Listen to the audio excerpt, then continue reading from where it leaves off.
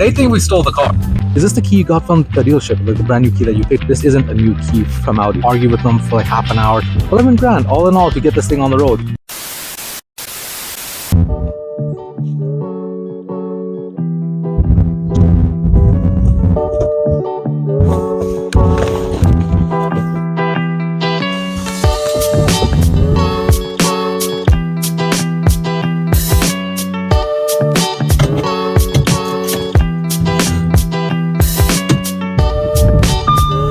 Hey, what's up guys, it's your boy Jay, the Motor Marauder, back again with another video. Today's video we are in the Audi, and it's a special one. I've been talking about this video for a while now. I couldn't find my phone mount for the car, so I'm gonna go pick one up right now. I think they have them in the dollar store as well, so I'm gonna go there, need to pick up some other things, and also grab some gas for the Audi.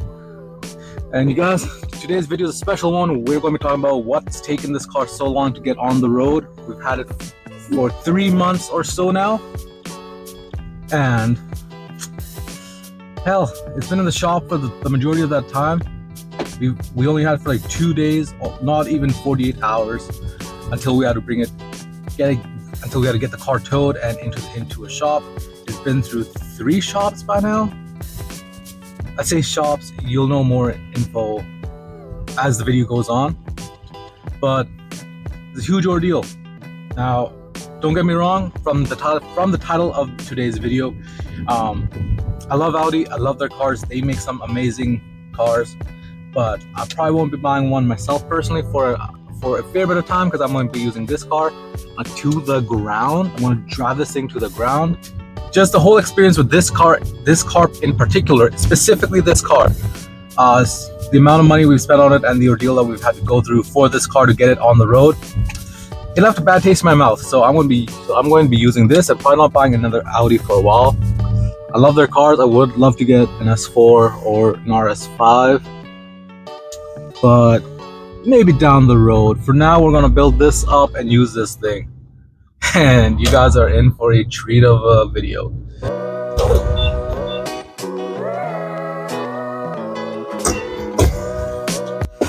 And basically, with all great stories, it starts off with, hey, I know a guy. And this guy ended up being a locksmith. Or this is a bit awkward. There's a lot of people that keep coming and going. So I'm just going to record like this. So I'm just going to record like this for now and see how it goes. So anyways, the story goes, hey, I know a guy. Okay, there's a locksmith that he knows. We'll do it for like $100 instead of going to a dealership, which ended up costing us a lot more. I was against it. My family members were like, let's give it a shot. You never know. All right, bad choice. So we ended up telling the tow truck guy, hey, let's deal with the locksmith, and we'll see how it goes. So we towed the car to the locksmith. The tow was like $150. Okay, it's not that bad. If that and like $100 more for the key could get everything going. The locksmith said it could take him like a day or two, just to keep it in the back of the building, and he'll get to it when he gets to it. He's worked on the B7s, but he's never worked on a B8. So we'll see how it goes.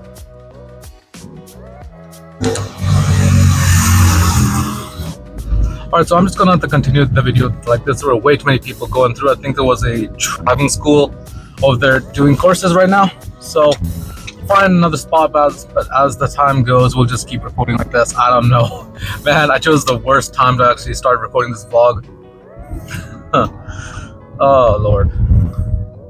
Anyways, we get the car towed to the locksmith. The locksmith's like, hey, I've worked on B7s. I've never worked on a B8 before, but I'll give it a shot and we'll see how it goes, right?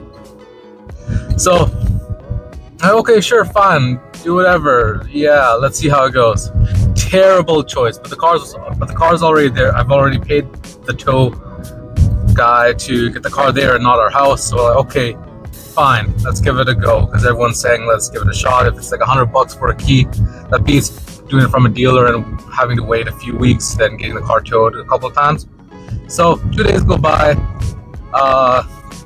The locksmith calls me up and says, hey, bad news, I wasn't able to code The key to your car, I have a key that's in the ignition. It's stuck in the ignition now, but I haven't been able to code it. It keeps going up to like 95, 95% and stops right there. It won't go any further than that. And I don't know what's going on, but there's some security thing that's causing the key to not code.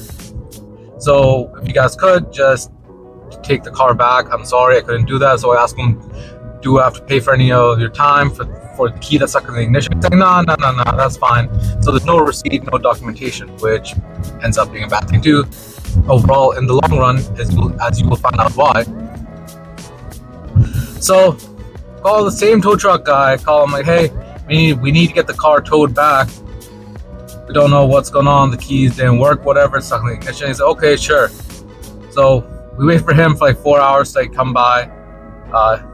He tows the car to our house. That's another $150. So the dude's making bank from us for just bringing back and forth. We wait a month. We don't wait a month. We wait like until the weekend. Go to the Audi a couple towns over. It's like, hey, we need a new key. They think we stole the car. They literally say like, what's the story with the car? Like they just want to make sure it's not stolen because there's no key and everything. So we got the paperwork, we got the documentation, bring it to the dealership and give it to them. Say, hey, we need a new key. So they ordered the key. That's like $850, $650, $850 for the key, for being coded and everything to the VIN number. It takes about a week, 2 weeks to get here. So they do that, we pay that, get that. Okay, sweet. When we get the call that the keys in, we're like, okay, we call the same tow truck guy, get him to tow the car from our house to the dealership. That's another like $200-ish. I can't remember at this point. I have the receipts at home. And we tow it there. They say, hey, it's gonna be about half an hour. Why don't you guys just go for lunch and then come back and your car will be ready. Okay, sweet. That's awesome. This thing's finally getting somewhere. Half an hour later, they're like, hey, we don't know what's going on. Like, we want the whole story. They find something that seems like, hey, the car's stolen. Like, we stole the car or whatever. I'm like, nah, we didn't do anything. Like, this is what happened. We misplaced the keys. I went to a locksmith to try to get the key coded. Says it wouldn't code. And yada, yada, yada. Long story short, it seems like the BCM's fried. The locksmith did something to the car to get the car towed. So it basically ends up being that the locksmith potentially fried the BCM and everything. So we need a new BCM. First off, they say they need a new battery because they can't get the key out. And the battery, the old one's like imploding or exploding, whatever it's like. I'm pretty sure it was just an excuse to put in a new battery and charge us for that. That was like $400-ish. So that's another expense. Then they need a new BCM. New BCM's like $2,500. We're like, yo, let's just find an old one. Give us a part number. We'll find one and we'll put that in. So my brother goes out. He finds one. It's just a little bit off on the part number, but he's still like, hey, it's from the same series. It might work. We purchase it for like $50 from a scrapyard, and we bring it to the dealership. Like, hey, will this work? The dude's like, let's go check the parts mechanic, and parts mechanic says yes, it'll work. So sweet. We're like, it is cross compatible. That's awesome. They say they put it in and they're able to get the key out. They're not able to, for some reason, code it. They need open time. Open time is a term that means that they need as many hours as they can to charge. They need as many hours as they can to figure it out. There's no guarantee it could work within 4 hours, 5 hours, whatever. And they asked us a couple of times. I'm trying to speed up the video because going through it in depth, detail by detail, will make this like half an hour to an hour video. Anyways, they need open time. I authorize like 5 hours. They do it. Still can't figure it out, but they're able to get the key in, key out, whatever with the BCM, but they're not able to code the car. They say the BCM is communicating with the control modules on steering, but with nothing else. The transmission and all the other ones, it's not communicating with that at all. So they're like, hey, we need open time again. We don't know how long it's going to take. yeah, there isn't anything else we can do. They're saying a locksmith like screwed us over, and we have no documentation, so we can't really go after him either. So, and at this point, it's been about 2.5 months. It's been about 2.5 months since the car was at the dealership for like a month to a month and a half. So like, screw it. My dad was speaking with a couple people, and basically my dad's friend owns a shop when his son specializes in European cars, in particular in BMWs and Audis. So he's like, hey, give us a shot. We will make it right for you. We know the dealership is giving you like a hard time right now. We'll do it. We'll make it right. So we're like, okay. So the dealership charges us like amongst the key and amongst everything else, what you paid for first. Then afterwards, paid about $850 for the key, paid about $400 for the battery, and with everything else, the labor and all that, it came up to about $2,800. Off the top of my head, it was around $2,500 to $2,800 for that. And the car's still a giant paperweight. We have an actual key for the car, coded, but well, coded to the VIN, but not to the car yet. It's been cut and everything. So we take that, we call the tow truck guy again. This time a different one that we know, like our own guy. Doing that, we get the car towed again, this time to the shop, and they work on it. They're like, hey, we could code you a new BC, like code you a used BCM, but the one that you have right now is not compatible with the car. But here's the thing: when we got the car from the dealership, they also had us to replace the ignition switch as well, because they couldn't get the key out. My apologies. We also got a new ignition switch. So we also had to grab a new ignition switch. So we have new ignition switch, new battery, and the used BCM. And probably am forgetting like some other stuff, but hey, so about $2,500 to $2,800 in. Oh, and the new key still not working. Giant paperwork. We get it towed. They're like, hey, when we pick it up, they gave us the new key,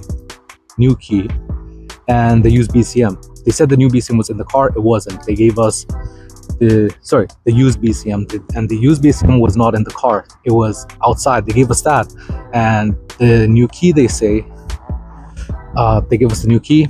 Like, okay, here you go.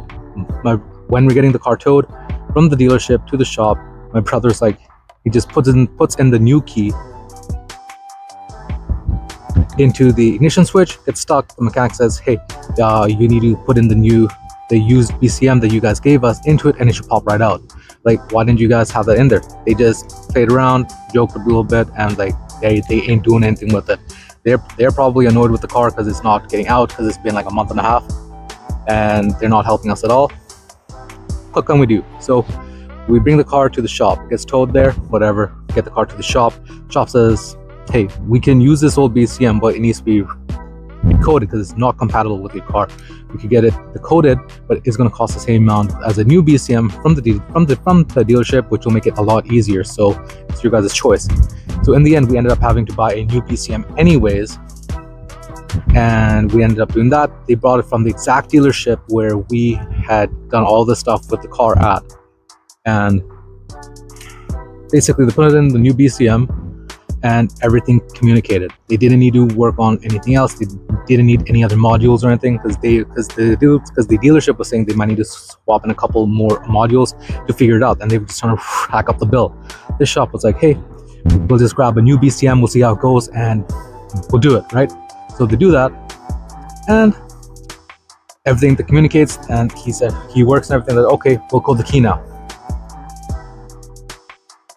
Trying to make sure no one's around. This is my first time recording in public like this, so a little bit awkward. So okay, give us a couple days, we'll code the key and we'll call you guys up. Now here's another fun part. They call us up and say, hey, is this the key you got from the dealership, like the brand new key that you paid for? I'm like, yeah. It's like, yo, this isn't a new key from Audi. For one, it's not cut, and the paperwork that you showed us, you ordered a cut key. For example, see this key? The key is cut. It's the key that we got from the dealership, but the key that we had received from the dealership when we picked up wasn't the key that we got. So they're like, hey, you need to contact the dealership and said, hey, where's the actual key? Lo and behold, they said they threw out. When we picked up the car and picked up the parts that they gave us, we asked for the old key that the locksmith had got stuck in the ignition. They said they tossed that out. Basically, they told us that they tossed out that key and that they don't have it anymore. And the key that they gave us is the original key that we purchased, the brand new original Audi key that we purchased and they had delivered from their factory. But they're like, nah, this isn't the key. But then the other shop said, nah, this isn't that key. So we go back and forth with the dealership through messages and stuff, like say, hey, where's the actual key? We paid for it. This isn't the actual key. It's not cut and it seems like it's a fake key. The dealership goes back and forth with us, and then we go there and argue with them for like half an hour to an hour. They're like, yo, we don't know what you guys want. We gave you everything that we had and we tossed out the old key. This is the actual key. If you want, we can go back and check again. But they're getting annoyed with us. They're saying like we're lying and all that shit. They go in the back and lo and behold, they find the key. The key that they gave us is the key we received from the locksmith that was stuck in the ignition that they said they tossed out. And they're like, oh, we're sorry, it's a mistake on our end, and trying to play it off and like get us out of there because they're embarrassed and all that shit. But that's not how you work at a dealership. That's not cool, man. Like, I get it. This car's been here for a while and you needed to get out even, but we've already paid you like $2,500 to $2,800 and it's still a giant paperweight. So what ends up happening is, so there are more people coming here, so I'm just going to move to a different spot. They were embarrassed that the key that they said they tossed out is the key that they gave us, and well, the key that we received, that we paid for, was with them the entire time. I don't know if they did on purpose. They probably didn't, but still annoying. Which honestly is still very annoying, but it is what it is, because it is what happens, and we just want this car back on the road. So we go back and forth with them, we get the original key. But that's not how you work at a dealership. Like, we were getting annoyed with them a ton. We paid all this money, they're just pushing us around, and this car is still not done. So we grab the key, we bring it back to the shop, the new BCM, no other stuff. They code the key, car's working fine. We paid them another $2,800 worth. We paid them like pretty much about $2,500 as well. So overall with the purchase price of this car, we only had it for 2 days in the house on the road, and then 3 months. This car cost us roughly about $11,000. It's a 2009 Audi A4 B8 2.0 turbo, and 11 grand all in all to get this thing on the road. So now I'm going to be milking this thing as much as I can. As you guys can see, it's a beautiful car. Albeit it might be cursed with all the stuff it's had us go through, but it's a beautiful car, man.